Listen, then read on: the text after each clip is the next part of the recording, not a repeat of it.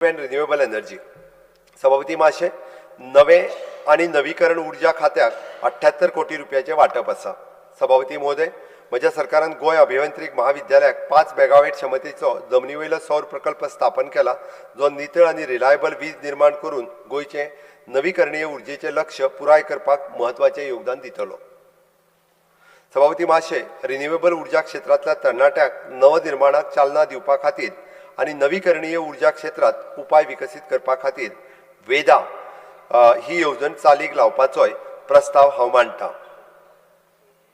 ह्या योजनेक लागून राज्याची निव्वळ ऊर्जा पर्यावरण प्रणाली घटमूट जातली आणि त्या खातीर अर्थसंकल्पात 2 कोटी रुपयाची पुरवण जाली।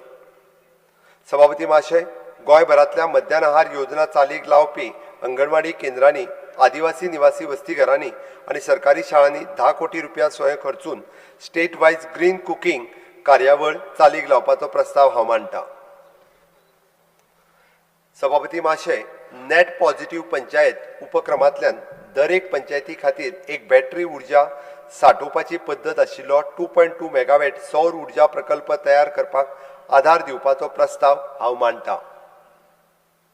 हो सौर प्लांट स्ट्रीट लायटी, शाळा, अंगणवाडी, भलायकी केंद्रां आणि हेर भौशीक संस्था खातीर वीज पुरवण करतलो आणि उरिल्ली वीज ग्रिडात घालून पंचायती खातीर उत्पन्न मेळोवंक शकता।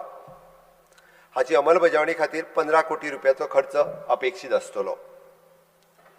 सभापती माशय, म्हज्या सरकारान 2023 सावन निवासी, वेपारी, उद्योगीक आणि संस्थाच्या क्षेत्रांत नवीकरण ऊर्जा आपणोवपाक चालना दिवपा खातीर ग्रीड जोडिल्ल्या रूफटॉप सोलार प्रसाराची सुधारित येवजण चालीक लायता, जी मार्च 2026 मेरेन वैध आसा। ह्या योजनेचो सकारात्मक परिणाम मतींत घेवन आणि नवीकरण ऊर्जा वाडोवपाचो उपाय म्हणून योजनेची व्हॅलिडिटी मार्च 2026 उपरांत आनीक 3 वर्सां खातीर वाडोवपाचो प्रस्ताव हांव मांडटां। तुम्ही पळयतात गोंयकारपण, गोंयकारांचो गोंयकारा खातीर।